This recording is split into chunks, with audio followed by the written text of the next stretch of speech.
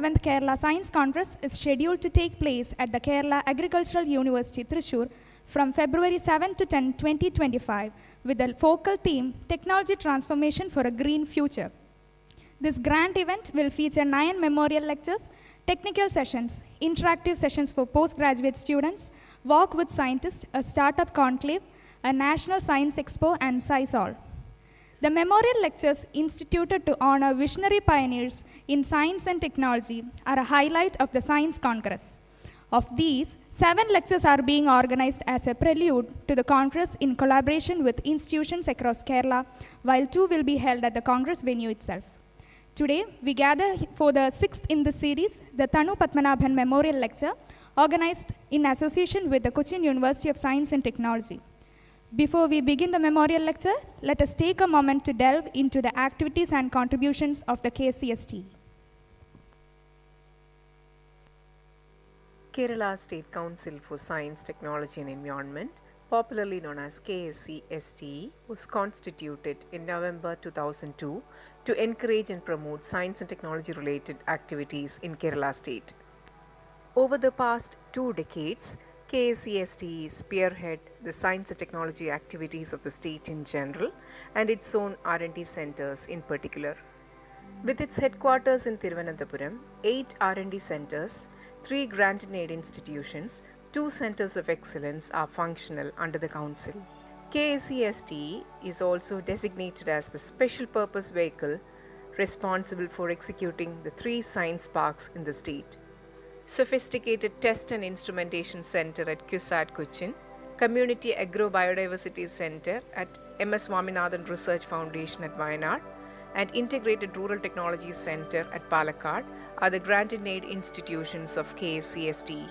KSCSTE has also facilitated the establishment of Sri Chitra Tirunal Institute of Medical Science and Technology, Rajiv Gandhi Center for Biotechnology, National Center for Earth Science Studies, and the Institute of Advanced Virology. At the headquarters, we initiate several programs to advance the science and technology objectives of the state. We have fellowship programs for students and researchers, research funding schemes for mid-career researchers, and programs exclusively for women scientists. To support R&D initiatives from superannuated scientists, we operate the Emeritus Scientist Scheme. Selective augmentation of research and development and Shastra Poshani, science labs for government high schools in Kerala, are 2 of our science infrastructure development programs. Under Sreshta program, KSCSTE nurtures centers of excellence for world-class research in various domains. The Council also supports programs for technology development and innovation and environmental conservation. The Kerala Biotechnology Commission supports biotechnology development programs in the state.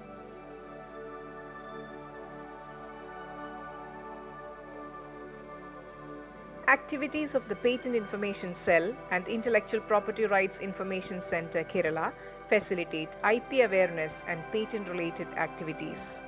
KSCSTE Scheduled Caste and Scheduled Tribe Cell is a DST-supported project that provides S&T solutions for the development of SC/ST communities. Science popularization activities like KCST Shastra Puraskaram, Kerala State Young Scientist Award, and Science Literature Awards are notable activities of the Council. KCST is honored to recognize the legendary scientists and science advocates through the Kerala Shastra Puraskaram. The National Children's Science Congress, Technology Festival, and Rural Innovators Meet are other major science popularization programs. KSCSTE also supports the observation of National Mathematics Day and National Science Day programs in the state.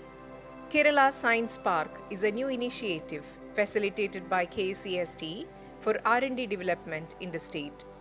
The activities of 3 science parks, bioprocessing and bioprospecting at Kannur University, materials and marine sciences at Cochin University of Science and Technology, green energy, healthcare, genomics and planetary sciences at Kerala University are ongoing. The Center of Excellence in Microbiome and the Center of Excellence in Nutraceuticals are the other for young researchers, academicians, technologists and others across the state and elsewhere to discuss, exchange, and share their research findings and technologies developed relevant to the state of Kerala. Last year, the 36th edition of Kerala Science Congress evinced the presence of 2022 Nobel laureate in chemistry, Professor Morton P. Meldal, addressing the gathering. The 37th edition of Kerala Science Congress is scheduled from February 7 to 10, 2025, with the focal theme Technology Transformation for a Green Future. Kerala State Council for Science, Technology and Environment, advocating science and technology innovation in the service of the state of Kerala.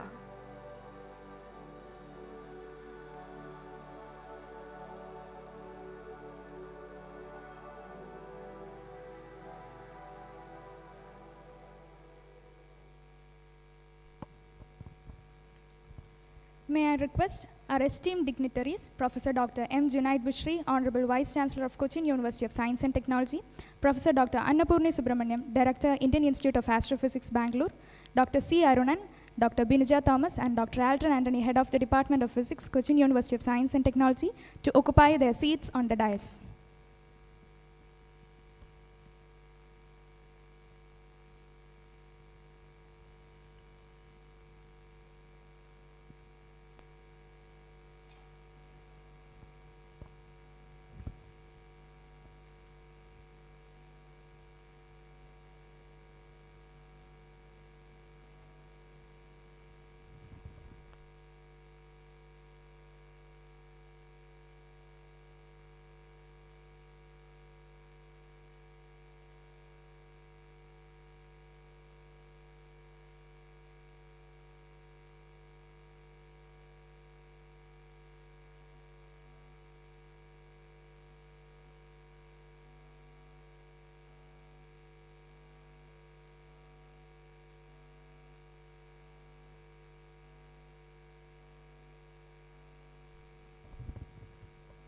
To formally commence the program, I now invite Dr. Alton Anthony, Associate Professor and Head of the Department of Physics, Cochin University of Science and Technology, to welcome the gathering.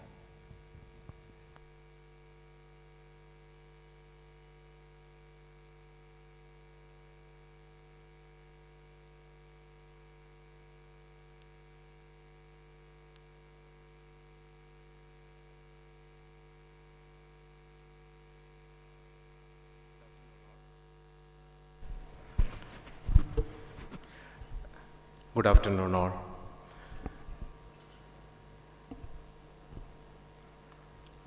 It's a privilege to welcome in this particular program of KSST, which is being organized in collaboration with Cochin University of Science and Technology as a part of 37th Kerala Science Congress, which is to be held on next month in Thrissur. So when this program has been designed by KSST, like in the introduction that it was being explained that there are 7 memorial talks have been organized at different universities, which is looking at introducing different subjects and incorporating all or giving a chance for all other college students and also university students to interact. So here also with that vision that we have tried to bring different students from different colleges nearby our Cochin University for this particular program. And so in this program we have a very, I feel like a little bit more happy to welcome this particular function because there are so many things, because this is one of the program is by Thanu Padmanabhan Memorial Lecture. And you might have seen who is the Thanu Padmanabhan. Who don't know who is the Thanu Padmanabhan, he was a Keralite, and more details will be explained by the introduction by Dr. Arunan. But Dr. Thanu Padmanabhan was having a very close interaction with the Department of Physics, Cochin University. So I remember when I was even a master's student here.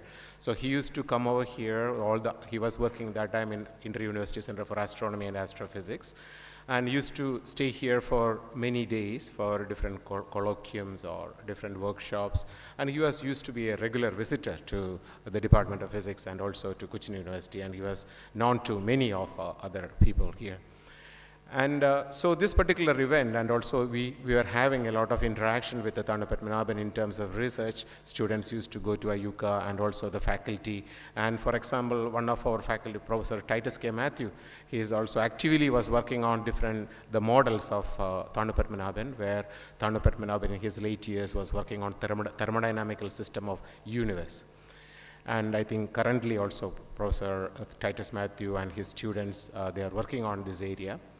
And coming to the person who is give this memory lecture is, we have Dr. Annapurni Subramaniam. Before that, in this particular function, first of all, I would like to welcome our Honorable Vice Chancellor, who is presiding over this particular function, and also being a part of physicist of our physics department, and he's also very busy at this particular moment, and he was very happy to come over here and to preside over this particular function. I welcome you, sir, to this function.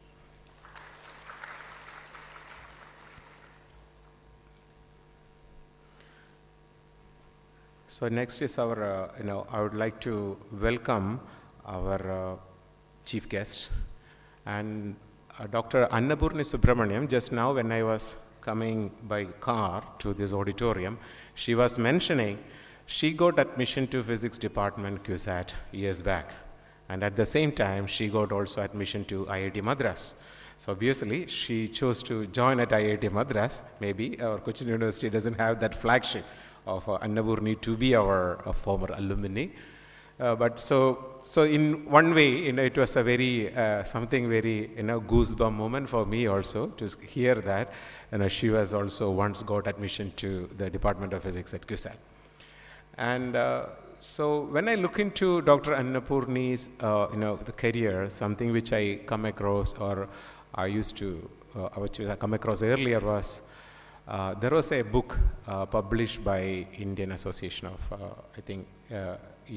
I don't remember. It was a book published in 2008, highlighting different scientists, women scientists in India, and it was named as Leelavadi's Daughters. And this book has been translated into also Malayalam by Shastra Sahitya Parishat, Leelavadiude Penmakkal. So it's an interesting book which I come across like a couple of years back. And so this book describes the different situations through different women scientists where how they molded their career and what are the difficulties they faced. And you can see this Annapurni is one of these Leelavadi's daughters, which have been the 100 scientists, the eminent scientists of India. And she is also there as one of the Leelavadi's daughters. So why these Leelavadi's daughters? So the name Leelavadi's daughters for that particular book was given because Leelavadi is the daughter of Bhaskara II. You know who is Bhaskara II, was an eminent scientist in the Middle Ages on the 11th century in India. And his daughter was Leelavadi, who was a very well-versed in mathematics, and there is also some, very good prabandha was written on her name, Leelavadi, by Bhaskara II. So based on that, the Leelavadi's Daughters was named for that particular book. And Dr. Annapurni, who is and I think after our, if you look into the different women scientists who have walked forefront, maybe Annamani was there, as he was a physicist, and then, Annapurni is also there. So she is then depicted in that particular book as the 100 great scientists of India, women scientists in India. So it's a privilege, and in her book, she describes very well how she encountered problems of managing life with the family and research. I'm not going deep into that. Most of people know how it is difficult that period, especially in 80s or 90s, to manage both the family and research together. And one of the interesting fact which I came across earlier was what she mentioned was she used to, the Palakkad was used to be a very hot that time, and she used to wake up early morning to study. And at the early mornings, when she wake up, she always see a very clear sky with a lot of stars on the sky.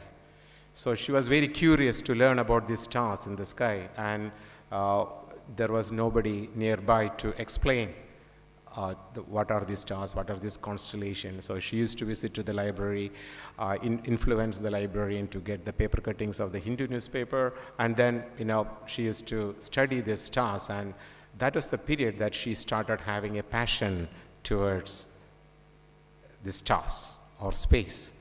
So that passion that is ignited in our mind, then that leads into a fruitful researcher, and she became a researcher in that particular field, and now she's a well-known researcher. So I welcome Dr. Annapurni Subramaniam to this gathering to give the memorial lecture. Thank you.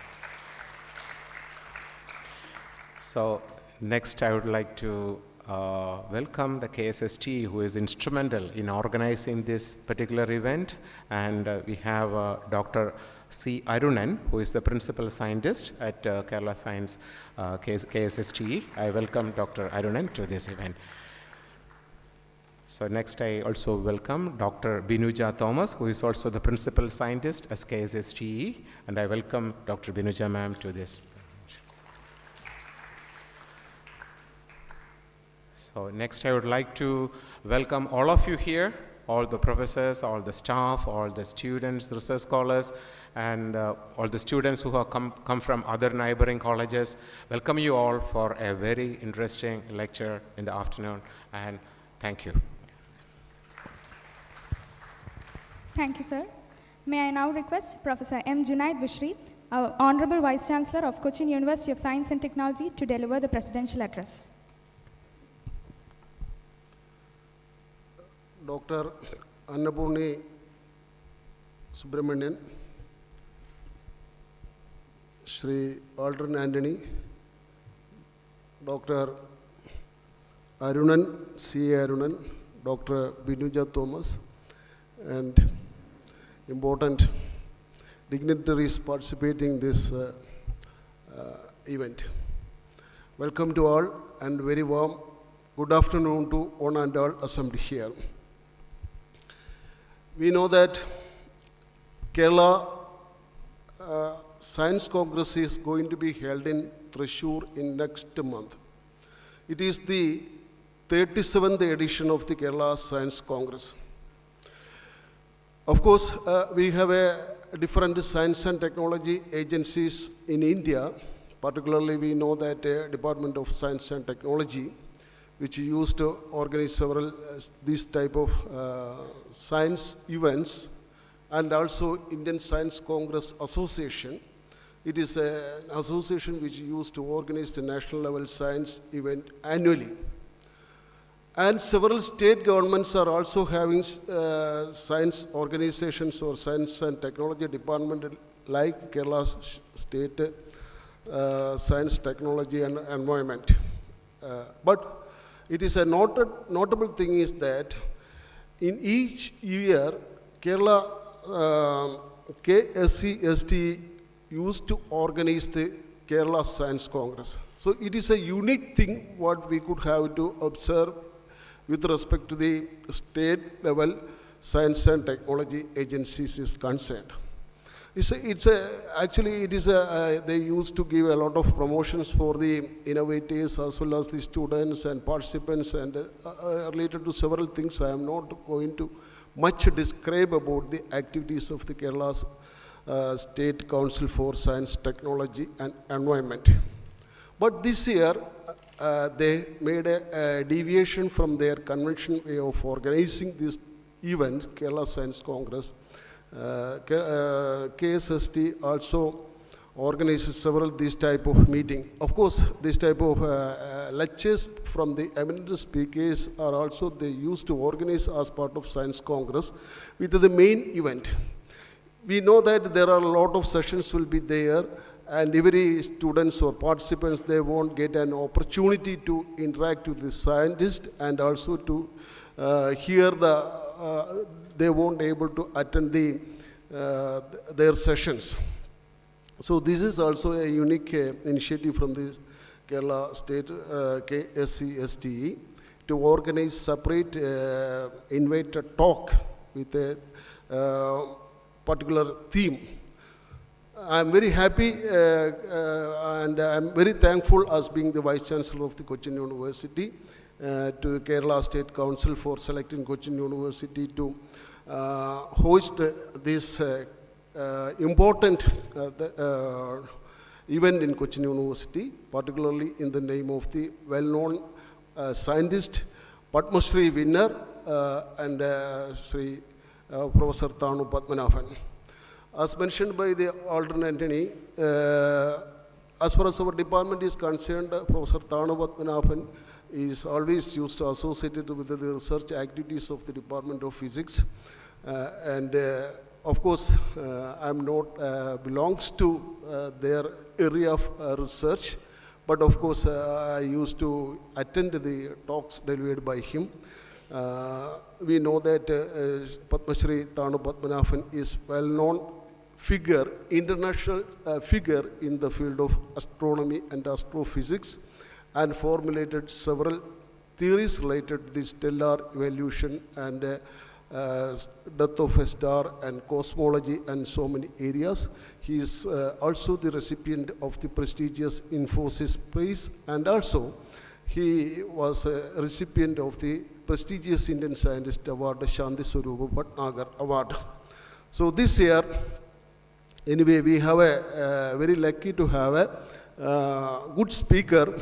Our invited speaker is from Indian Institute of Astrophysics.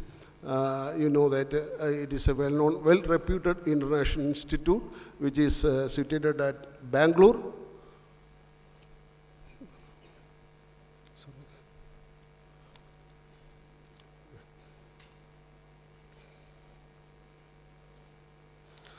Associated with the Indian Institute of Astrophysics, Bangalore, and also well-known figure in the field of astronomy and astrophysics.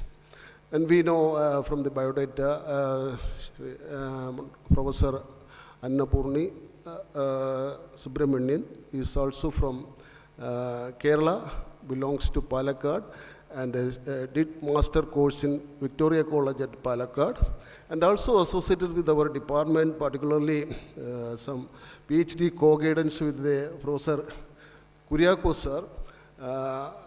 Of course, this time we better to remember the name of Professor V.C. Kuriakos also.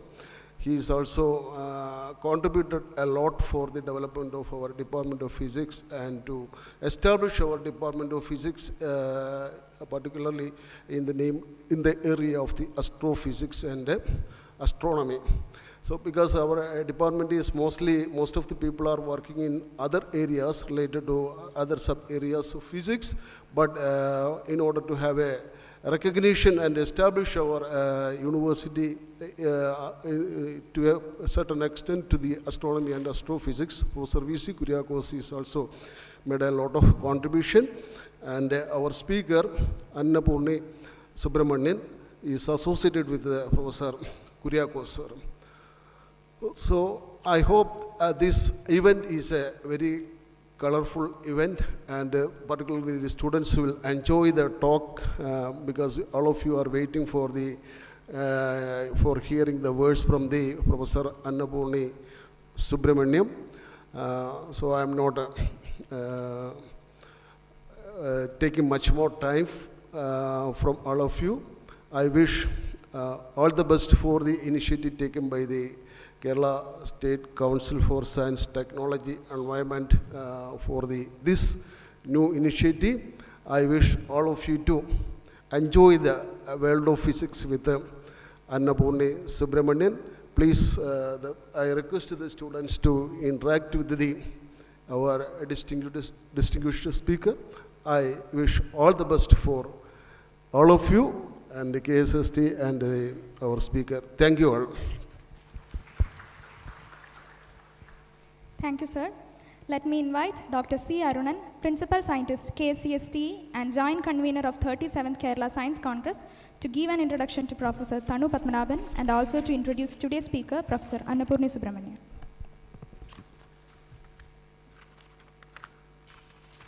Hello, good afternoon to all.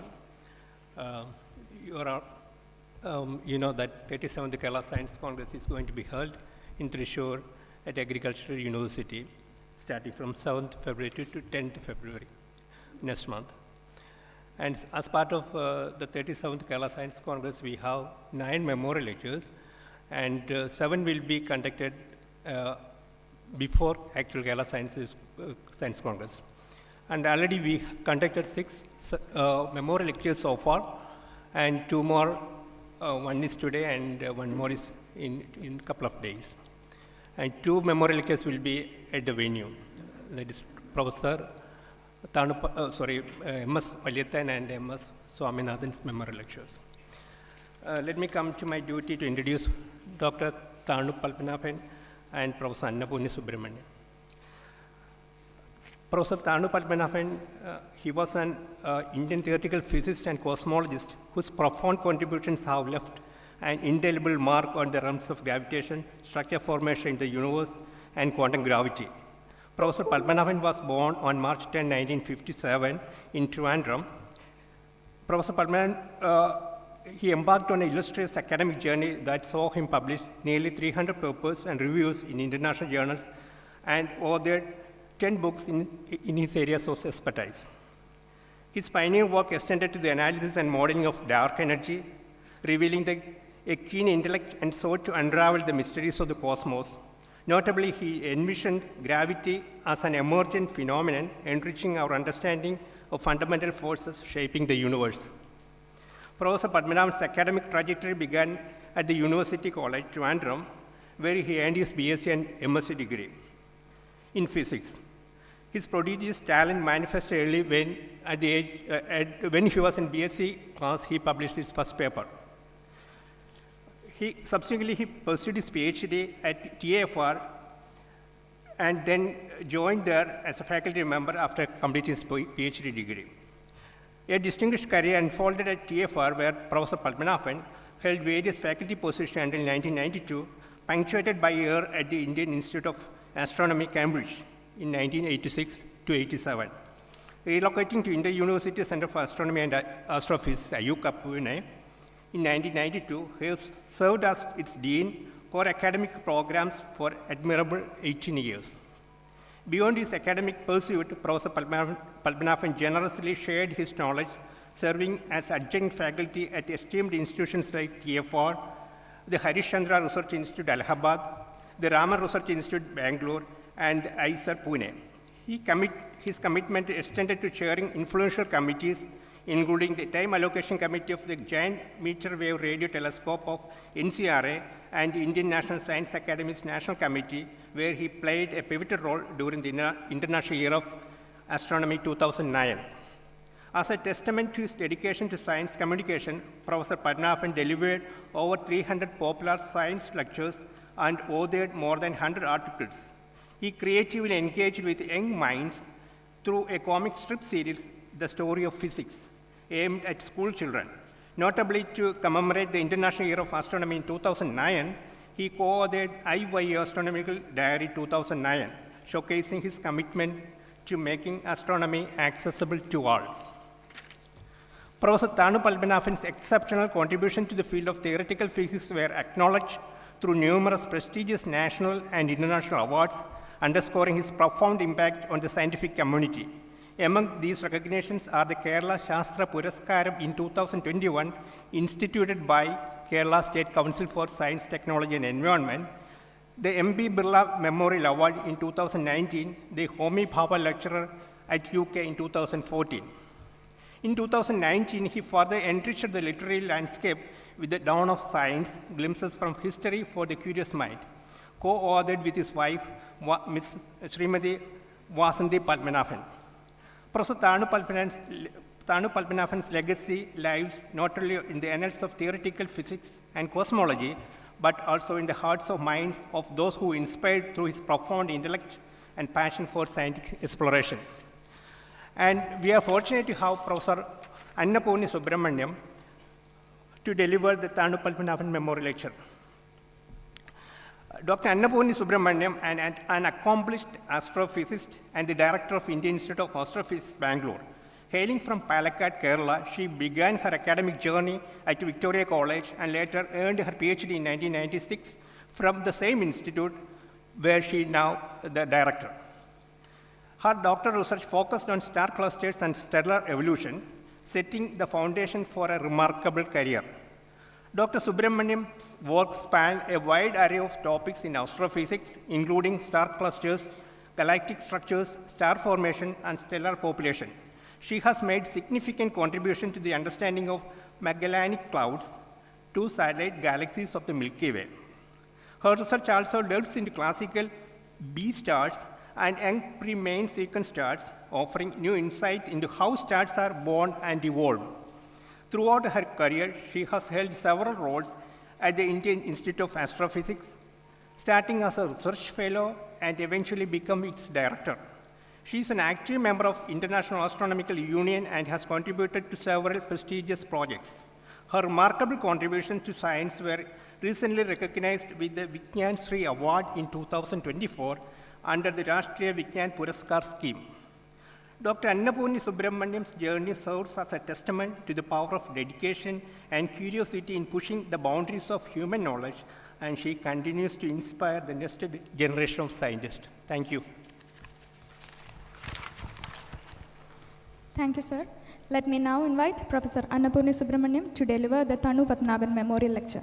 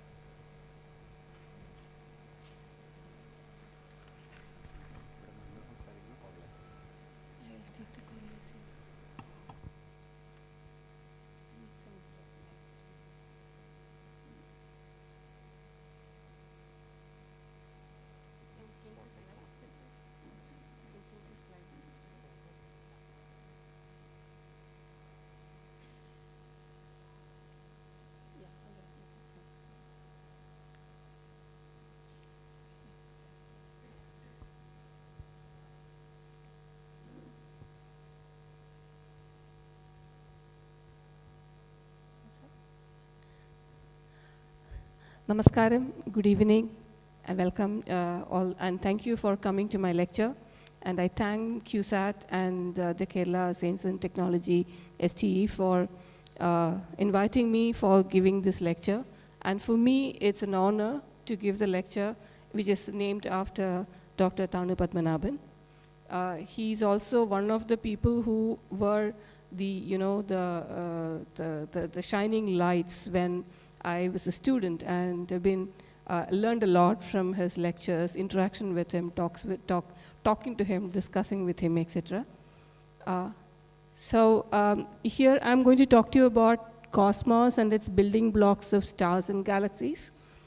So I do work on a variety of topics in astrophysics, but I would like to focus on the science I have carried out using our own space observatory, which is AstroSat, and particularly the UV imaging telescope on it, and that is shown here, so I'll be touching upon it. And I also want to mention at the beginning my connections with CUSAT. My first PhD student, Dr. Blesson Matthew, he's currently faculty in Christ in Bangalore. He is my first PhD student. He completed his master's from CUSAT.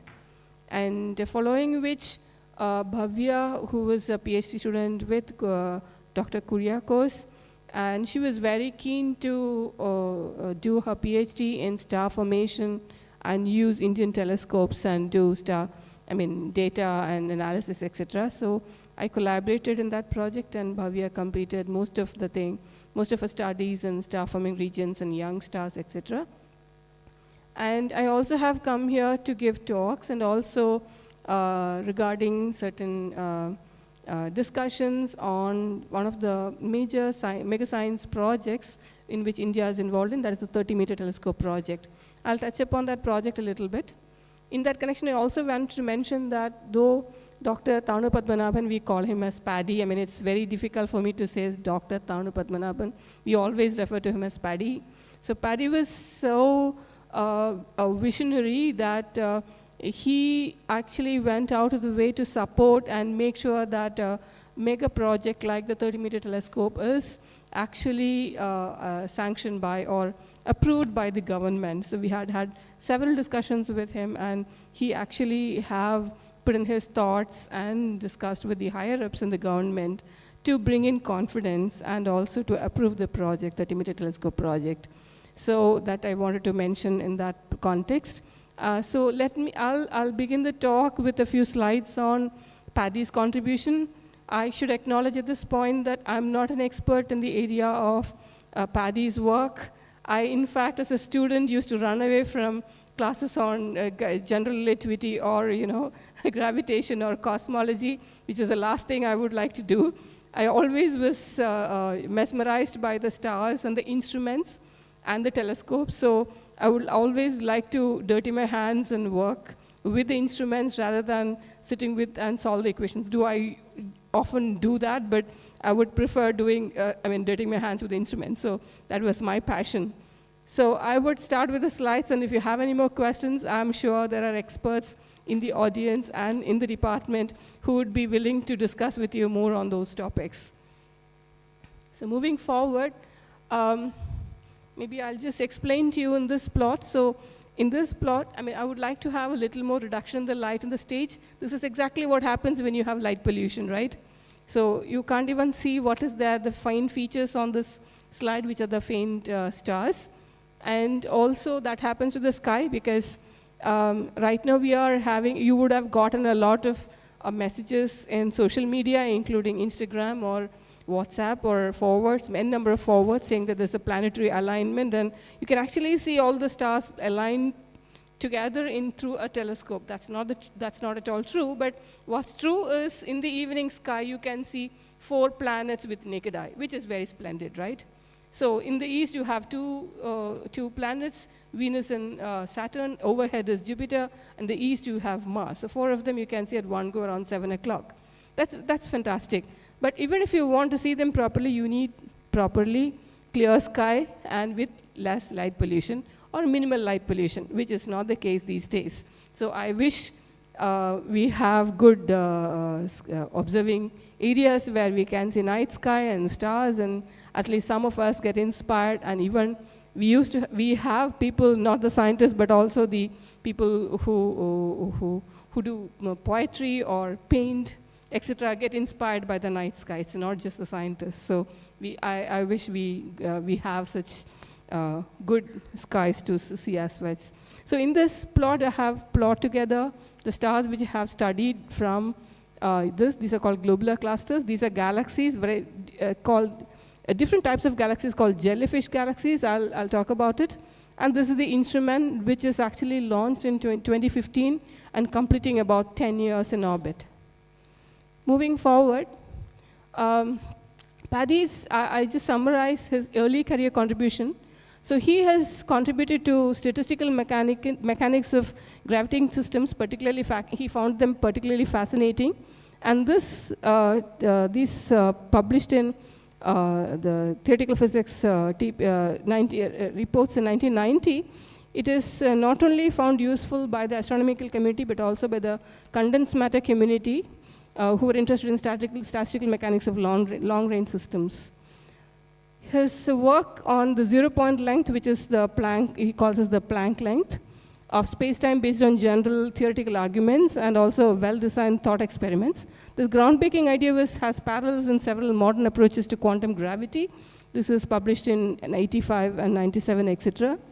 So he also developed the complex path method in 1998 to study black hole thermodynamics. His method served as a precursor to the widely adopted tunneling paradigm, which gained significant attention in later years. This is in 98 to 2002, etc. 80 to 2001, he also made significant contributions to quantum cosmology, structure formation in the universe. This is part of the cosmology studies. Then one of the main idea which he actually percolated was the gravity as an emergent phenomena, not as a thing which actually take it for granted. So his real passion was for quantum aspects of gravity and finding the interface between the two frameworks of general relativity and the quantum field theory. The work over the last 2 decades suggests that we have misunderstood the nature of space-time structure and applying the principles of QT to the wrong physical entity. He showed that the gravitation can emerge as an effective phenomenon rather than being a fundamental interaction. So the microscopic degree of freedom, atoms of space-time, which we know nothing about, but just as thermodynamics worked everywhere, we understood atomic structure. We can understand long wavelength gravity in a corpuscular space-time by a thermodynamic approach. So this, along with the pedagogical article for students, is published here. And it also got the award of the gravitation, essay on gravitation by the GR Foundation in 2008. These are the other cosmological contributions. He provided deep insights into the nature of cosmological constant, its role in the accelerated expansion of the universe, contributed to the interpretation of data which firmed up the evidence for dark energy from the CMB constraints and supernova constraints. These are the series of papers in 2002 to 2005. And he developed models to interpret dark energy within the framework of gravity that is also going in parallel with it. And some of them being the clustered dark matter and the smooth dark energy arise from the same scalar field, the cosmological constant arising from the energy fluctuations of degrees of freedom located in the boundary of a space-time region. See, the understanding of the physics of the growth of large-scale structure in the universe was also done over a longer period of time, which is like, the 80 to 2001 range. Apart from that, a number of books, particularly the Theoretical Astrophysics series, the volume 1, 2, and 3, actually laid the foundation for grad courses. So many of them, we also refer to the teaching of the fundamental courses, even for master's or PhD level. And the other books are there. And he has authored about 13 books. So these are major things. You can see the length and breadth of the topics he has touched upon. And it is not only astrophysics, but on a large area covering theoretical astrophysics in large range as well. So switching to topics of my interest, and let me introduce my institute where I come from, which is the Indian Institute of Astrophysics. So as was introduced, I was a student here. Then I joined as a faculty and became a director. I'm stuck with the institute so much that I was reappointed director again. So I still continue to be with the institute, and I'm being the director for the second term. So the institute actually traces its origin to an observatory set up in Madras, which is in 1786. You can see this point here. So then it had a proper observatory in 1792 in Madras. It's called the Madras Observatory. And it continued its operation in Madras till 1899. If you recall, the total solar eclipse observations, which were carried out in 1868, which led to the discovery of helium, the Madras Observatory was part of it. So there were many important observations and discoveries happened during that time. And during 1970s, there were famine, and there were also certain kind of issues with their observations in Madras. So they wanted to move the observatory to a stable place and the better sky conditions and in the southern part of India. So Kodaikanal hills were identified, and 1895 onwards the work began, and 1999 the construction of the observatory began. 1901 onwards the observation started. And this year we are celebrating the 125 years of operation of this observatory. It is still functional, we are still operating it. It's one of the oldest observatories, and we have data of the sun for the last 125 years. That is one of the richest data and of continuous images over the time scale. So this data is being used. So we have preserved the data, digitized the data, and actually disseminated the data for anyone to use. And this data is being used to study the long-term variation of the sun. The sun getting the center stage because of the space weather, activity of the sun, etc. So this data is being widely used. From then onwards, we have been, in 1971, the observatory became an autonomous body under the name of Indian Institute of Astrophysics. Now it is an autonomous body under the Department of Science and Technology. It further expanded its area of research to cover the nighttime astronomy, and several observatories were introduced.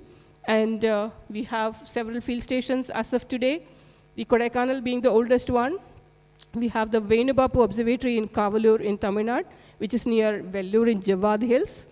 Then we established the Indian Astronomical Observatory in Ladakh. We operate a 2-meter telescope at an altitude of 4,500 meters above sea level. And we have a Center for Research, Education, and Science and Technology at Hoskote, which is actually housing the Space Sciences Laboratory and the Laboratory for TMT. I'll explain that. And we also have a radio observatory in Gauribidanur. These are the field stations we are already been operating, but now we are establishing a planetarium in Mysore, at the campus of the University of Mysore, and this will be operational from later part of this year. Apart from all these ground stations, we have 2 space payloads in orbit now. This is the AstroSat, which it's already 9 years in space, and it will be completing 10 years in September this year. The 2 yellow tubes, which are the UV imaging telescope, were designed and manufactured in India and integrated in the MGK Menon Space Sciences Lab, which is in the Hoskote campus. And we delivered as part of AstroSat, and we operate its payload operations center.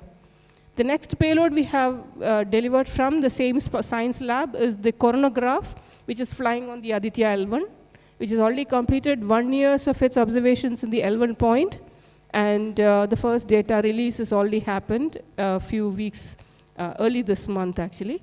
And we also operate the payload operation center of the VELC, which is the visible emission line coronagraph, to study the corona of the sun.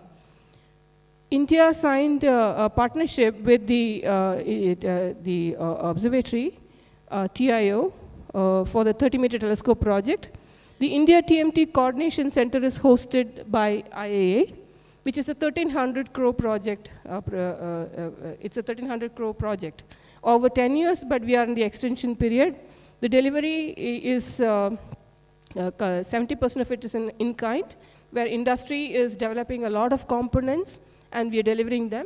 In that respect, the team had visited CUSAT for science as well as technical discussions. And industry is gearing up to deliver the, so 30-meter means you cannot make it as a single mirror. It has to be segmented mirror. So the technology changes from a single mirror to a segmented mirror. And segmented mirror means it's 492 segments. And you have to support everything, and everything has to look like one single mirror. So that is a very complex technology, and Indian industries are delivering some of the major components for the primary mirror support. So this facility is part of this in Hoskote, and as I mentioned before, Paddy played a major role in making India a partner to this project. Sorry.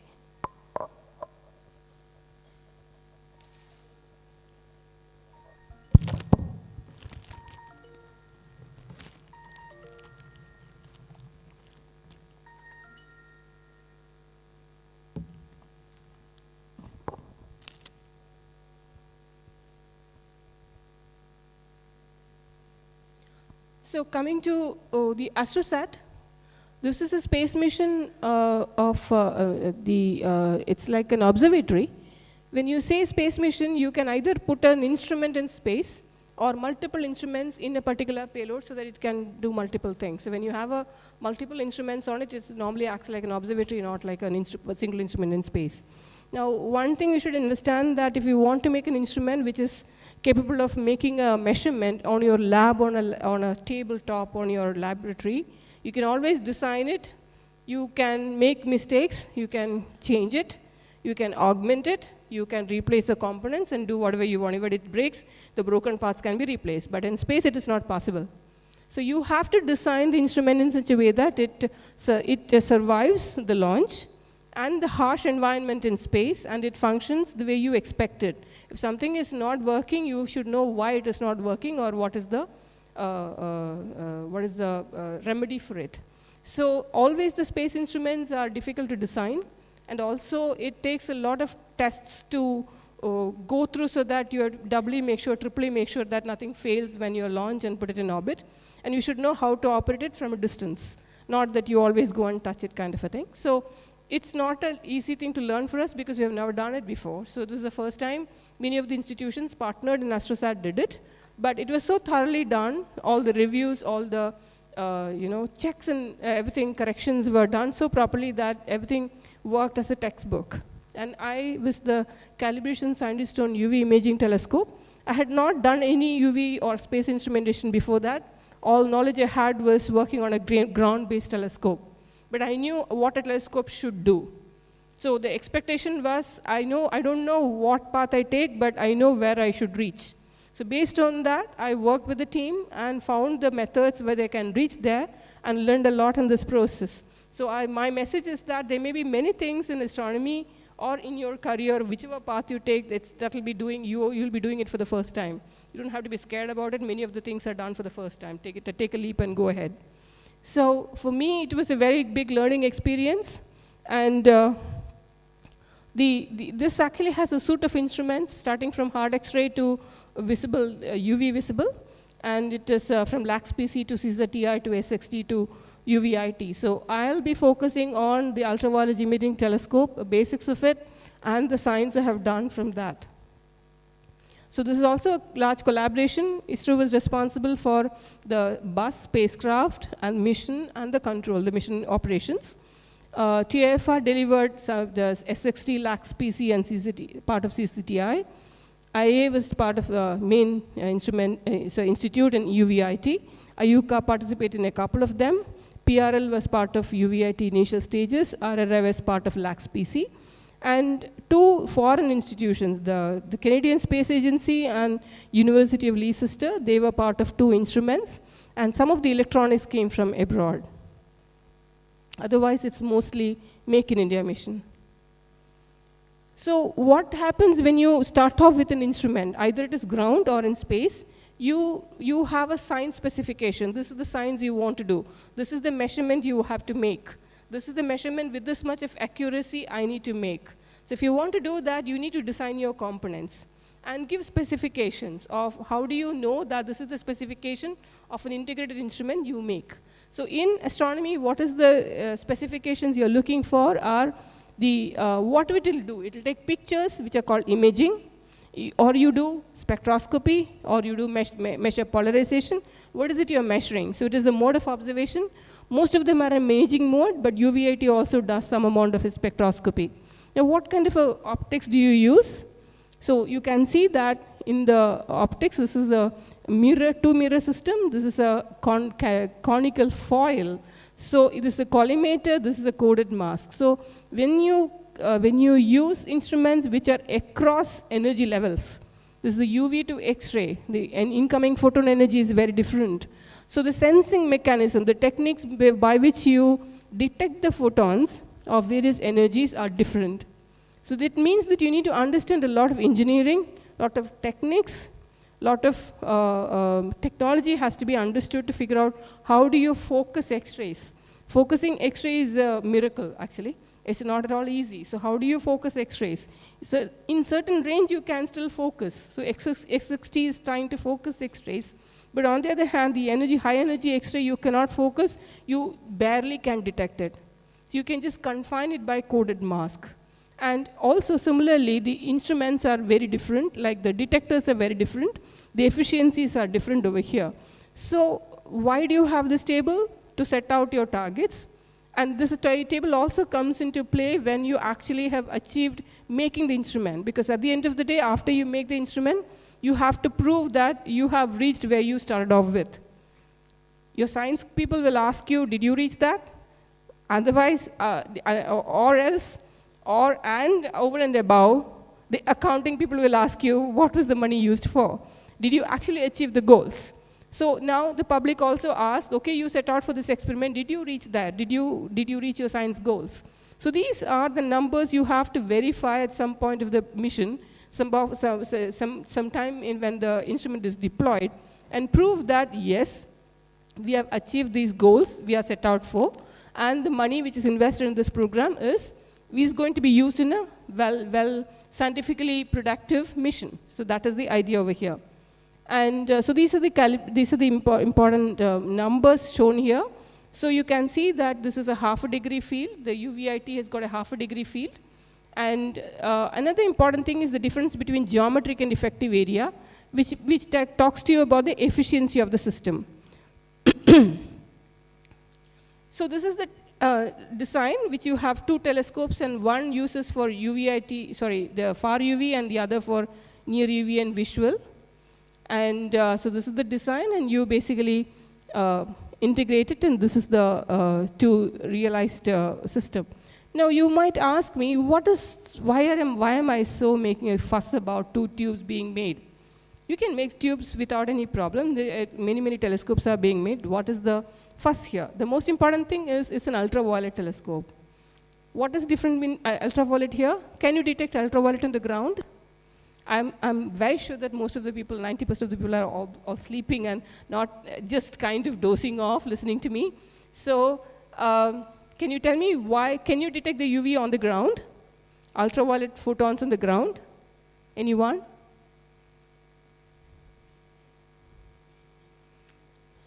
So can we detect, let's say, less than 3,000 angstrom or 300 nanometer? Can you get your photons on the ground? You can't get the photons on the ground because our ozone stops it. So why does ozone stop it? Because the molecules at the upper atmosphere absorb the UV photons, right? That is why the life is prevailing on the Earth, right? Isn't it? Now someone has started discussing with others, what does it mean, okay? So less than 300 nanometer, you can't get it here. You have to put your instrument above the atmosphere. Why? Because molecular absorption is stopping. Similarly, if I make an instrument here and shine a UV laser, the in-between molecules get absorbed. So you don't even get any photon to the detector. The bottom line is it has to be molecular contamination free. So you have to have clean rooms. So when you say there's a requirement for clean room for any activity, these are the reasons. Either there must be dust control or there must be molecular contamination control, because all these molecules absorb. Not only that, all the items which are going on this particular tubes have to be baked, because there's a chance that if you heat it up to about, room temperature is about 24 you maintain, but if you heat it up for any chance to 40 degree or 50 degree, it will start emitting molecules. And these molecules will absorb the UV. So contamination control is extremely important, and understanding it and executing and maintaining the clean room contamination-free over a large period of time is a very big challenge. And we established it for this particular facility, for this project in 2006, and it was run without contamination control, even not a power stoppage, a power drop, even for 1 second for about 10 years. So it's a big challenge because you have to have backup power, clean room facility, cleaners, filters have to be routinely changed. You have to have coupons which you need to make sure that there is no contamination happening, check it. So we have a large team of people who actually just to make sure that the clean room is clean. So it's a huge amount of investment, huge amount of understanding is required to actually keep the clean room clean. So this was done, and when I was the calibration scientist on it. My job was to combine all the component level measurements, combine it and predict its overall efficiency of the performance. So I did it from the projected numbers. It was supposed to work at about 90% level. When we measured it in orbit, we knew it was 88% level.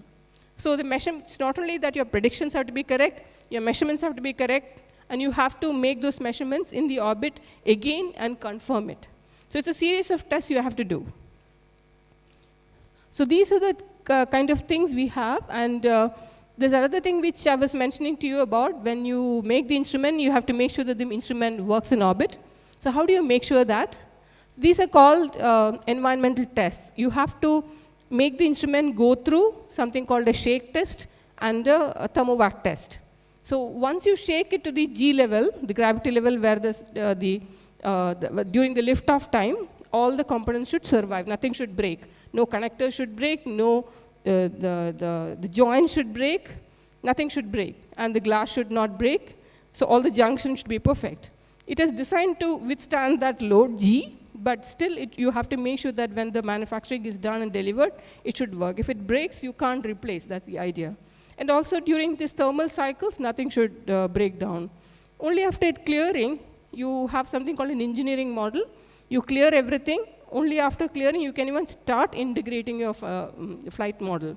So it's a long lead time because you have to design, manufacture, prove that everything is going through well, complete the engineering model, complete the testing, it passes, then you go back, and then you integrate the flight model. So it takes a long time. So the lead time for any space mission takes a long time because of this. Any step which is not correct, you cannot take chances. You have to take a step back and correct it.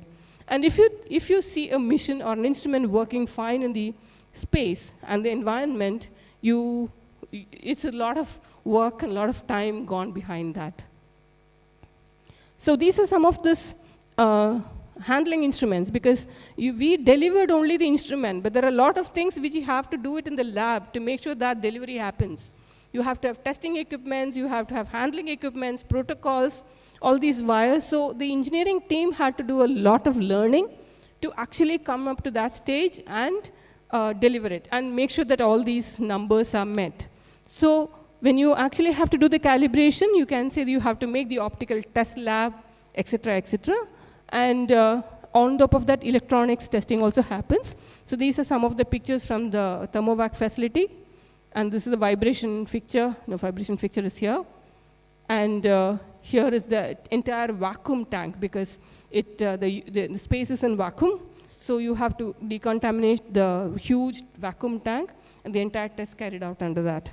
So investment in infrastructure is also important. You can say that someone has to pay for this infrastructure, right? And also running the facility for a very long time. So it's a very expensive process. So these are the tubes, and these are on the vibration table. So this is a vibration shaker. This table shakes, and that's how this thing feels as though it is being launched. So this was integrated in ISRO Center, and you can see it's a checkout. It actually acts as though it is an independent thing, and you are receiving all the signals, and all the electronics is working fine. And this was launched in PSLV C30 on September 28 in 2015. So September 28, 2015. And what happens when you start observing? So this UVAT was opened. You can see that in this, there is n number of payloads, right? A lot of instruments are there. All of them require power. All of them require commanding. So you have to have a series of commands for each and every instrument. The onboard computer separates the commands and gives it to each instrument. And then it also collects the data from each instrument and pushes it back down. And we get the data for each payload. Now, when the instrument is launched, the opening of the solar power panels is the first thing to do. Then the power generation starts, you start switching on one by one. So when you have a launch and you have 5 or 6 instruments out there, all of them don't get switched on immediately. You have a sequence of switching on. So there may be instances where one of the instruments gets switched on much later. So UVAT was switched on after 2 months in orbit, which also has its own risk, because once you have some of the components go cold, you have to warm it up.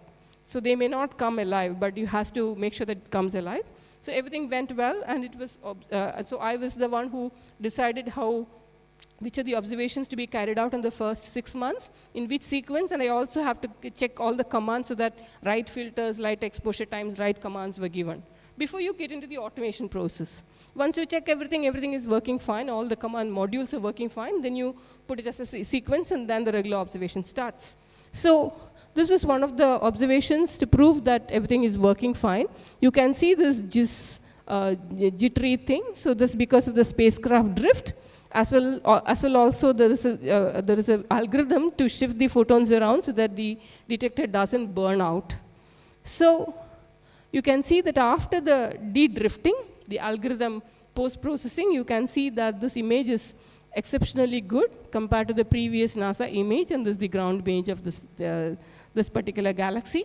So it was proved that it is actually working very well, and with a resolution of 1.2 arcsecond, where the specification was 1.8 arcsecond. So it was very well, and the science started from it. So I was doing all the calibration, so I don't want to get into the mathematics of it. So you have to give all this effective areas so that people can convert the observations to science images and numbers which you can compare with the models and understand what's going on there. So it was launched in 28, and after 2 months the doors were open. Now it's completing 10 years of operation. Now the international time is also available based on proposals. So that is part of the instrument making and launching. Now the usage comes from the data is available to people. Because only if you get the data which is readily usable, you can do science with it. If you have to do all this process, then the science gets delayed. So the important thing about astronomy is that when I was a student, the data was scanty. And I had to go to the observatory, collect the data, submit a proposal, wait for my clear night, get the data, wait for the data analysis to be completed, then publish the paper, then get my PhD. It's a very laborious task. But these days it's not so, because most of the missions, and the US missions particularly, you have the data which is available in any of these websites. So the data is archived and disseminated. We call that as data democratization. So anybody can actually access the data and do the projects, and many of them actually give software also. So you just have to understand the physics of it. So India has also done that, and AstroSat data is available for public and through ISRO's ISSDC, and this data is available, and many people are actually using it for doing research. So what do? I work on stars and galaxies, and I study stars which are hot and which are visible in the ultraviolet. So these are, in astronomy, we plot the luminosity versus temperature as a diagram, which is a diagnostic of two data which you can actually remotely detect, which is the temperature of an object, as well as the brightness with which it is emitting light. So this, for the stars, make into something called a main sequence, which is basically the stars which burn, fuse hydrogen at the center. And now we know that stars evolve, as we know from clusters, that into giants when they exhaust hydrogen in its core. And we do see some stars which actually defy this evolution. So the stars which continue to be on the main sequence, though we know that they have to move away to the red giant phase. So these stars were found to be peculiar, and I've studied them using UVIT, and these stars are called blue stragglers. I'll talk about it more in the next slides. So again, these are found in dense systems. So this is called globular clusters, and these are ideal to study in the shorter wavelength, and because the stars like this on this side is hot, it's hotter than 8,000 and 10,000. Some of them go up to about 100,000, 1 lakh temperature, very, very hot objects. And these are ideal to be detected in the ultraviolet. In comparison, if you want to look at exoplanets or giants, you should choose a longer wavelength, like infrared, like the James Webb Space Telescope. So the wavelength region you would like to choose, the sensors or the observation, they will depend on what science you want to do with it, or you want what science question you are exploring. So this is the cartoon which was done by my previous PhD student, trying to explain that if you focus on this, initially people thought that this star is something which is not part of the cluster, the blue stragglers, but we think now that they have gained mass. So it gains mass by taking material from a nearby star, or you actually can merge, two stars can merge, or some two stars can merge in a triple system. So stars do form in binaries or triples.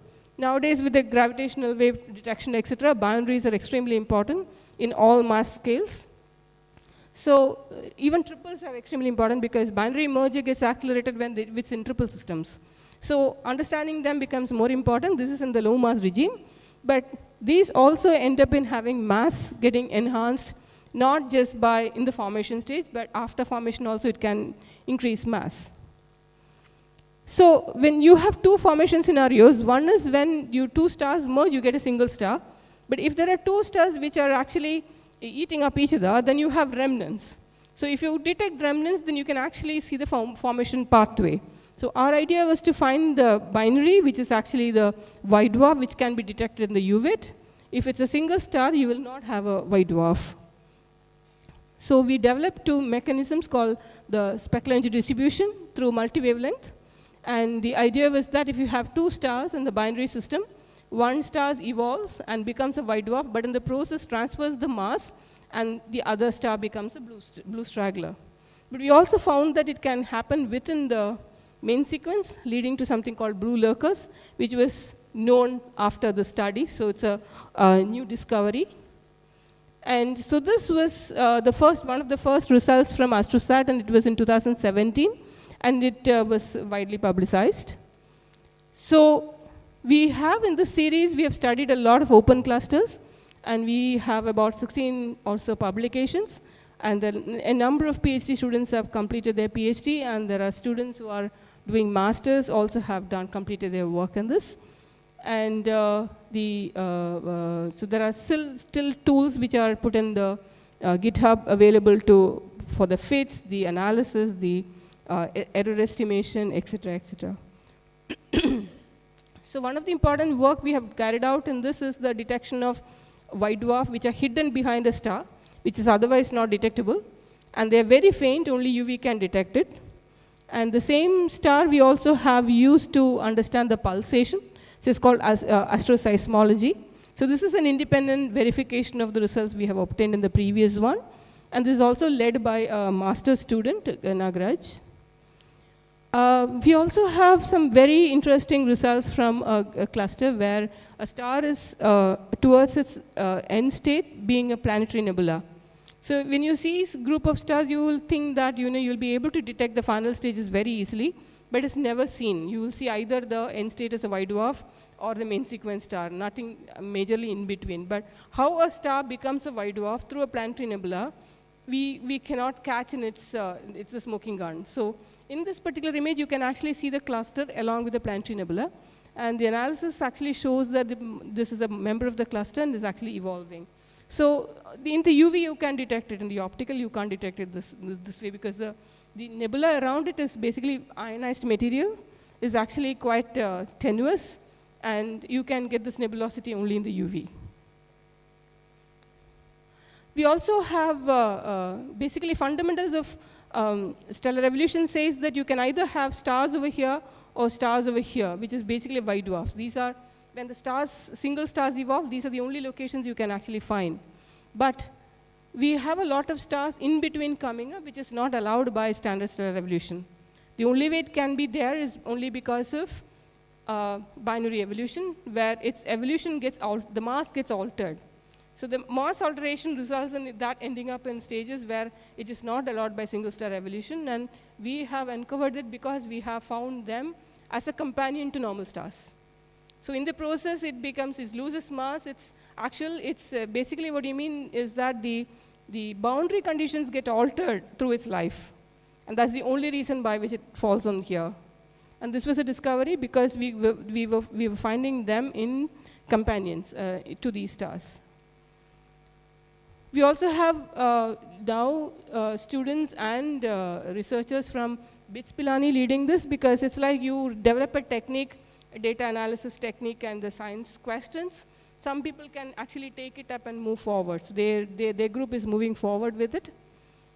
We also have a smoking gun recently done. This is last year's paper by a student again from ISER Berhampur.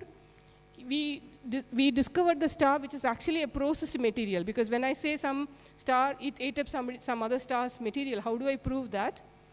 When I know that the processed material is transferred, what is the signature for the processed material? Barium. Barium is a very heavy element, and a normal star like Sun cannot make it.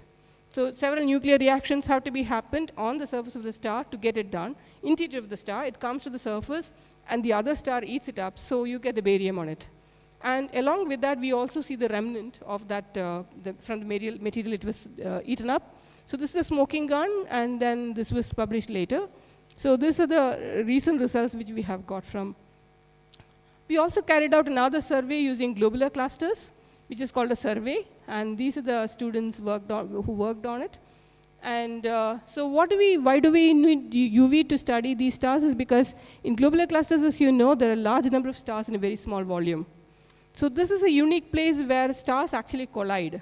It's a collision system. In astronomy, collision systems are very hard to find. Stellar collision systems. So this is stellar collision systems, and in the collision process, they produce a lot of very interesting stars which are otherwise not known.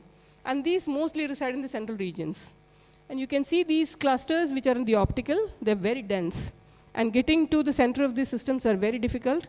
Except high resolution HST images, you cannot detect them. So these exotic stars, which are collision products, can be easily found out, and these are the UV images. You can see them, some of the clusters, you can actually resolve the entire cluster very well. Most of the cluster is resolved. So you can actually get to the collision products, and we combine all the data together. You can see that this part of the color-managed diagram is normally unknown because they are in the centers of these clusters. And they give you new views to the stellar evolution again, because some of the phases of evolution of stars are not known. And they contribute to several chemicals and several types of physics which is not known. So this is exposing that, and we actually had to work with the modeling people to actually fit this data. We also have some smoking gun with respect to collision products and non-collision products, which are happening in the centers, and these are. And if anyone is interested in to discuss with us, I'm willing to discuss on this. We also have some binaries which are detected in the main sequence. So this cluster is something called a core collapse cluster, which is like these globular clusters is expected to collapse because of gravitation, but they don't collapse. So it was a mystery in theoretical astrophysics for a very long time. How do these clusters survive from collisions? Basically, binary stars taking away the central energy. So we also suspect that there are a large number of binaries produced at this process, the core collapse process. So this is a recently core collapse cluster, and we do see a number of binaries all through the cluster. So we think that this is smoking gun to understand the core collapse process in globular clusters. Otherwise, it's not understood because the binaries, again, go towards the center because of mass segregation. Again, dynamics. This is another work, and I'll end this talk with the work by Kochi, led by Kochi. This is the merging galaxies. So this is a merged galaxy with this lots of tails here. And the UV images are actually discovering this star formation in these tails. And we also understand that the gap in the central region of this galaxy is resulting the quenching of star formation due to AGN. So there has been a constant understanding of the AGN fuel star formation or stop star formation. So in these cases, the AGN, or the central black hole for that matter, is actually stopping the star formation. How do we know it? Because there's no ultraviolet emission. And why ultraviolet emission? Because the massive stars emit in the ultraviolet. So the absence of massive stars tell you that there's no far UV and there's no star formation. So this is the result for this Atoms for Peace galaxy. Again, this is another set of galaxies called jellyfish galaxies. They resemble jellyfish because when they move in the intra-cluster medium, the gas gets depleted by ram pressure stripping, and that stripped gas actually forms stars, and they look like tentacles of a jellyfish. And these group of, this is an example, jellyfish galaxy. So this actually, you can see that in the ultraviolet, the UV emission is coming from the star formation, newly formed OB stars, which are happening in the tails. And at the same time, you can see this yellowish and no blue emission in the central regions. Again, the star formation is quenched in the central regions. And there are many papers published under this. And the recent work, which is yet to be published, are these galaxies which we are combining with the H-alpha, which is basically the gas emission, with the stellar emission to see the star formation in its tidally stripped gas. The tails in the confirmed galaxies are found to be oriented away from the cluster, confirming that it's the ram pressure stripping, and significant star formation in the tidal tails, but most of them suppressed in the central region. So you can see that there's no UV because of the suppressed star formation. and maybe it's a case of accelerated quenching happening in jellyfish galaxies. This is work in progress. What I meant to say is that there's a lot of data available. Most of the data is public from AstroSat. Anybody working not only from UVIT, but also other instruments. So data is available. We have standard routines for analyzing the data as well. So anyone interested can plunge into it, do it, and start working on it. This is not only with AstroSat, but most of the missions. Again, Kodaikanal data, 100 years of data is public. Astronomy is phasing, or rather, as of now, and also in decade to come, it's going to be flooded with data. It's data deluge. So astronomy, to understand the data as well as to effectively get science out of it, is also moving towards, actually it was a pioneer using neural networks in A and ML. For that matter, I used neural networks for classification of stellar spectra for my PhD itself in 1995. So there are a lot of AML algorithms used here because huge amount of data you can't classify mechanically or even using small algorithms. But what is important to hear is that these modules are available. All the algorithms are available. You don't have to write the algorithms. I had to write all the codes for anything 20 years back. Now you don't have to write these codes. The codes are available, tested and available. I don't have to test the codes. So make use of the data, make use of the algorithms, and do whatever you want. You can actually do a lot of creative things, a lot of imaginative things with this data, and do science with it. And I stop here. Thank you.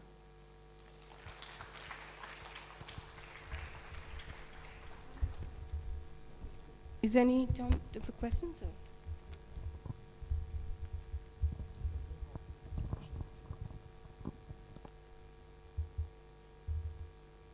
So the session is now open for questions and discussions.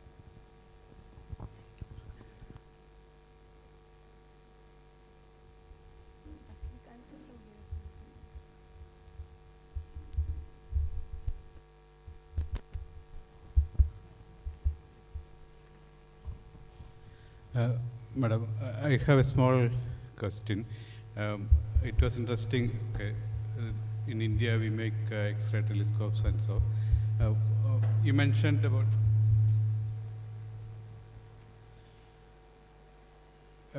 You mentioned about the difficulty of focusing X-rays. Do you really know what optics they use? Are they using any Fresnel lenses or some grazing incidence lenses for mirrors for this?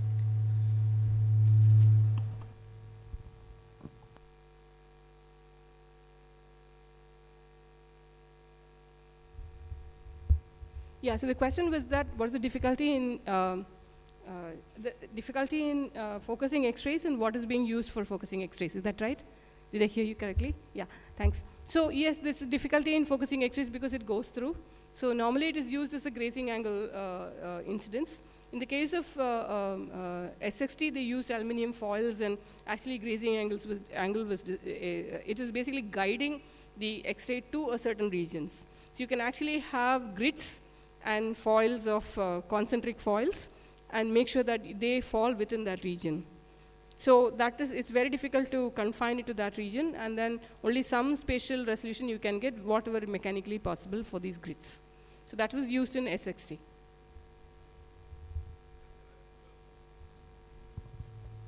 And the rest of the resolution?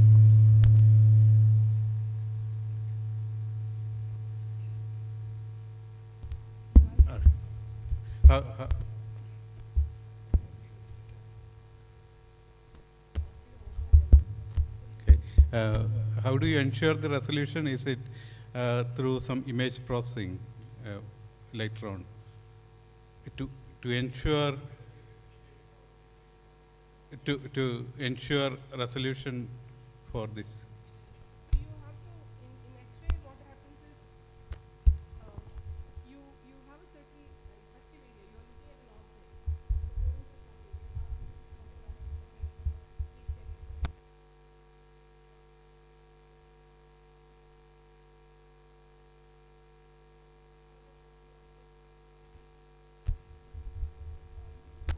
Effective area has to be calculated for each and every observation.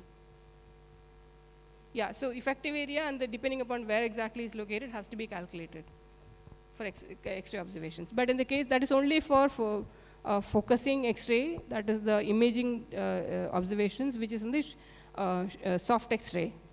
But in lax PC, there's no focusing. It's basically the grid coded mask, and within which the photomultiplier tube is responding, that is the location.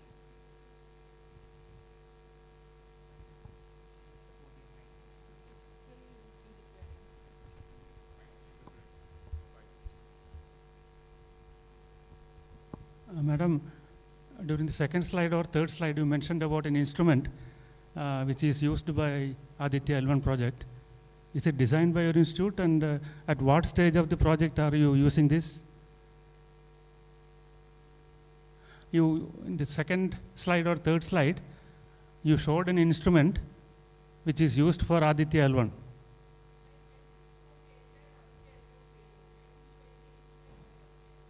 I think in the second slide you had. So is it designed by your institute or no?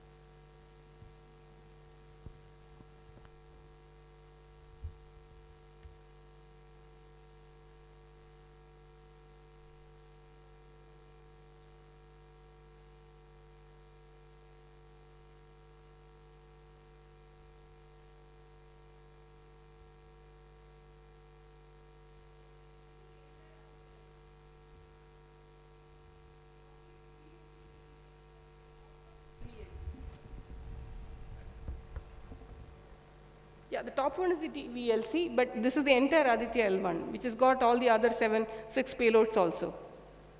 And the top deck, which is yellow, which is sitting there, is the VLC. Adjacent to it is the suit instrument. So if you have any specific question on that, I'm ready to answer.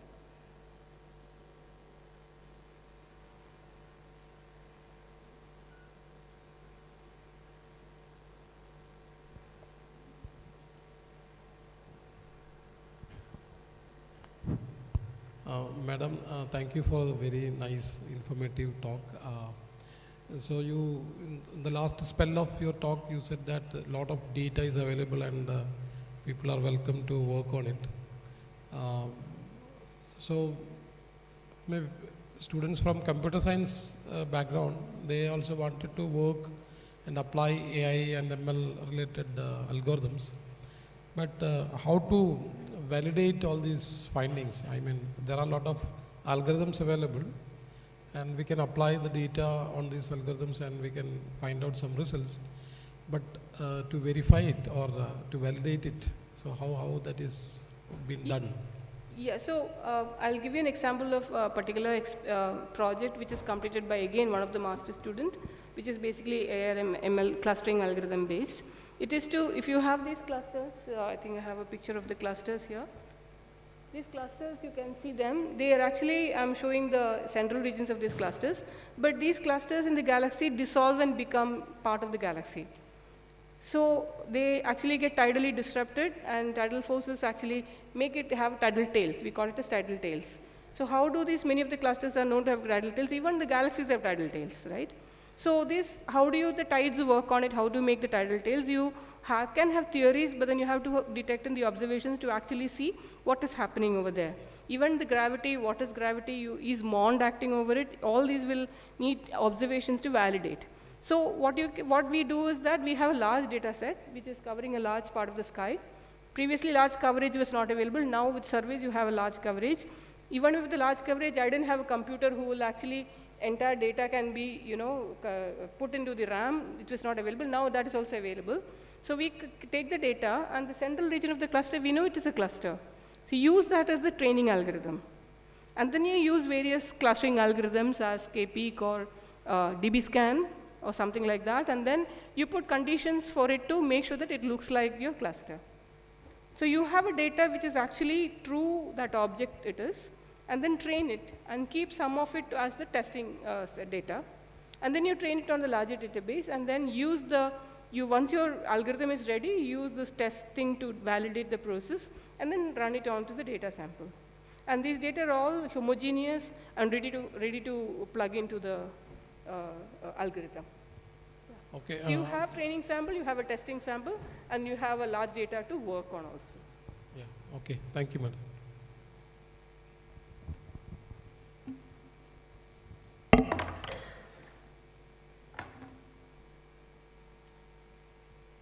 I think the students are still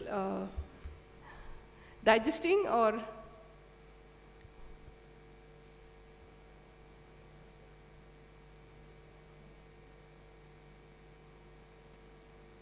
come on, you should be asking something. There's nothing called a bad question, good question. All questions are questions which need an answer, right?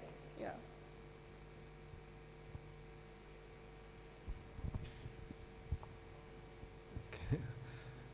Thanks for your nice talk. Your studies is basically on starts on Magellanic Cloud. Am I right? Yeah, I have not covered that aspect over here. Yeah, I have studied stars in Magellanic Clouds, even stars in Magellanic Clouds using UVAT also. So probably also you have made some catalogs of stars. Catalogs. Yeah, so we published a recent paper on one of my PhD students published a catalog of massive stars in the small Magellanic Cloud. So that is a recent paper. In fact, actually, she is awarded the AstroSat prize for that particular paper, which is actually a large part of the sky observed through it's actually legacy program, like the Globular Cluster Legacy program. And a large part of the data we analyzed and reduced the data and made it into a proper format and usable format. It is also available it's published in the archives. So maybe you have concentrated on the studies on metallicity or something like that? Metallicity of the stars. Metallicity of the stars in Magellanic Clouds. Well, that we can discuss maybe later. I will ask you later. Okay. So this data is useful for understanding the even binarity in massive stars. And the small Magellanic Cloud is a very metal-poor system. And it is actually typical of the faraway galaxies where we do observe supernovae and probably gravitational wave counterparts. So massive stars and their binarity is not understood unless you have data. So this is a unique data in that process. I don't know if this is the question, but yeah. Ma'am, AstroSat it's almost 10 years since its launch. So is there any new programs which contains higher greater materials and stuff? Yeah, so normally what happens is when you build up a capability regarding a particular aspect in the country and then develop infrastructure for it, the ideal thing is to look for the next, how to utilize and how to expand in that direction.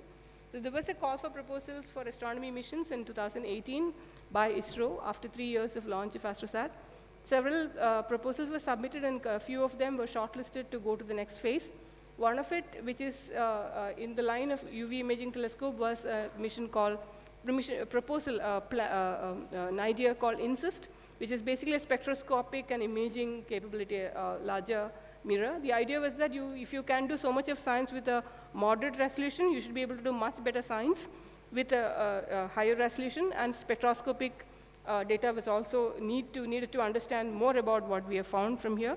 And the other important thing is that there is a gap in the ultraviolet missions coming up. If you look at Roman, which is Euclid, which is launched, and the Roman going to be launched, and JWST, they're all in the infrared, or visible in infrared. There's nothing in the ultraviolet to match the data. So that was proposed, but that went into a study phase, but it's not moved forward further. But there are also other missions which are like Daksha, which is in the X-ray, and EXO World, which is for the exosolar planets, etc. So some missions are being discussed and by ISRO and the scientific community. So depending upon availability of funds and interest and etc., we hope that some science mission comes up. As you rightly said, it's already 10 years and AstroSat may survive for a few more years, but we don't have any other science mission as such.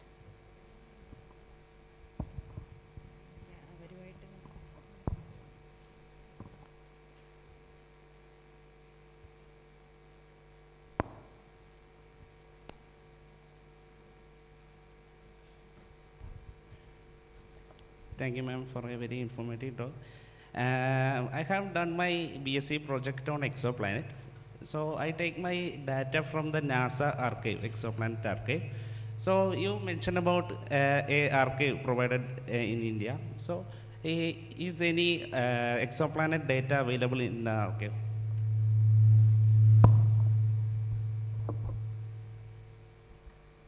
Yeah, so we do not have any exoplanet mission or things like that. So if NASA has an NASA or the slides I showed is for space mission related data availability. So some of the exoplanets were observed by Astrophysics.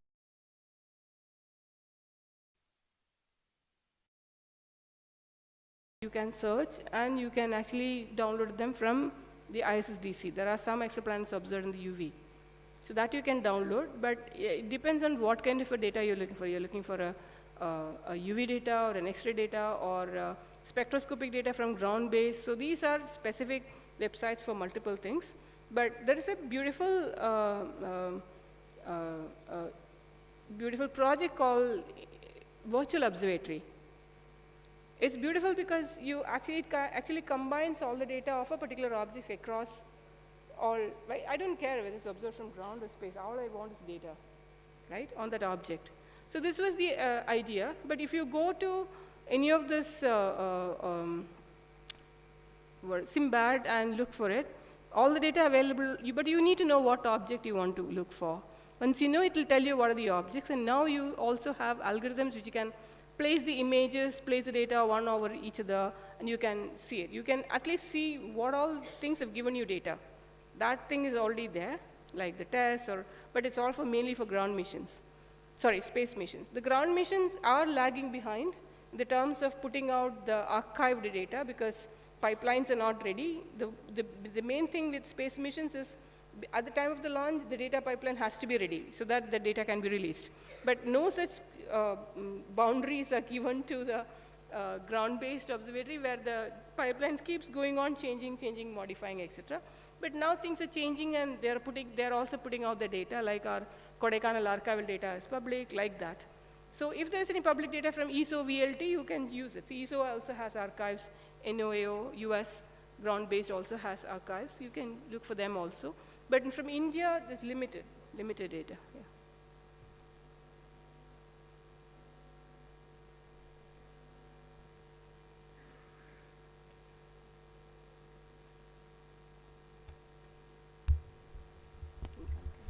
Thank you, ma'am, for that enlightening and inspiring lecture.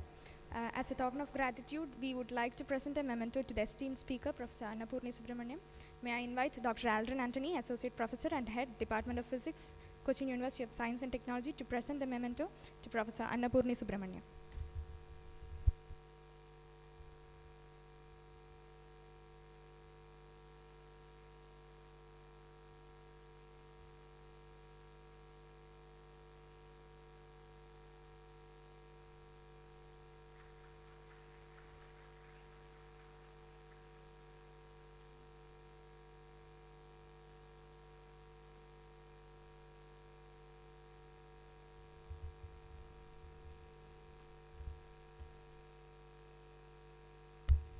Thank you, sir. Thank you, ma'am.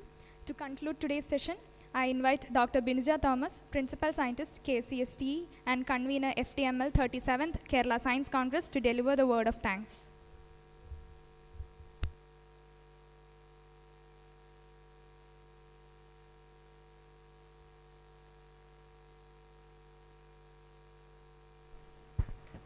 Respected Chair, distinguished guests, invitees, and participants from the various institutions.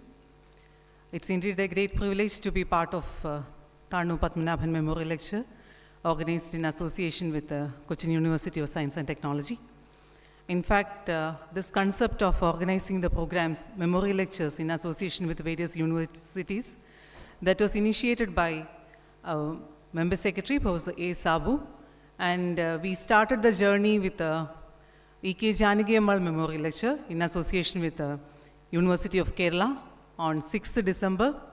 Then we had G.N. Ramachandran Memorial Lecture, which was organized at Kannur University, followed by P.R. Pisharadi Memorial Lecture at Calicut University. And we have upcoming 3 programs which will be held at, one will be at Trivandrum, that is P.T. Bhaskarapanikar Memorial Lecture. In fact, we had associated with the MG University for a P.K. Iyengar Memorial Lecture and this P.K. Gopalakrishnan Memorial Lecture in collaboration with the Government College Chittoor. And as mentioned by the joint convener, Dr. Arunan, M.S. Velyathan Memorial Lecture and M.S. Swaminathan Memorial Lecture will be organized at the Science Congress venue, that is Kerala Agricultural University, on 8th February 2025. So let me move on to the duty entrusted to me. First of all, let me thank Professor Junaid Bushiri, Vice Chancellor, Cochin University of Science and Technology, for presiding today's function. So on behalf of all the organizing committee and KSST, I extend a hearty thanks to sir. In fact, we had an interesting and thought-evoking session by Dr. Annapurni ma'am. It was really interesting, and she has introduced the contributions of Thanu Padmanabhan and also the various initiatives of Indian Institute of Astrophysics, which is coming under Department of Science and Technology, and finally the cosmos and its amazing building blocks of galaxies and stars. So it was really informative to all the participants, especially the participants on the various departments and institutions in, which are concentrating on physics. So on behalf of organizing committee and as well as the members of the KSST fraternity, we are really thankful to you, ma'am, for kindly accepting our invitation and joining this program. Thank you so much. And I would now thank the coordinator of this program, Dr. Aldrin Anthony, Associate Professor and Head Department of Physics, Cochin University of Science and Technology, for extending all kind of support for coordinating this event at Cochin University. And of course, his team members and faculty and students from the department. So let me thank everyone. And finally, I would like to place on record sincere appreciation to Member Secretary Professor A. Sabu and also Executive Vice President of KSST, Dr. Sudhir KP, for giving all kind of support and guidance in coordinating all these activities of the program. And of course, we have Veda, who is comparing this program, and the student representatives who has been associating with our activities. And of course, Dr. Arunan, he is the joint convener of this 37th Kerala Science Congress, and he has been extending all kind of coordinating all kind of activities in connection with this program. So let me thank Dr. Arunan as well. And my sincere thanks to all, I have seen veteran experts and eminent scientists and as well as faculty members of Cochin University and also participants from the various institutions. On behalf of KSST, let me extend sincere thanks to each and everyone. Thank you so much. Thank you, ma'am. This concludes the Thanu Padmanabhan Memorial Lecture. On behalf of the organizers, I extend my heartfelt gratitude to all of you for your participation. We look forward to your continued support during the 37th Kerala Science Congress. Have a wonderful day. Thank you.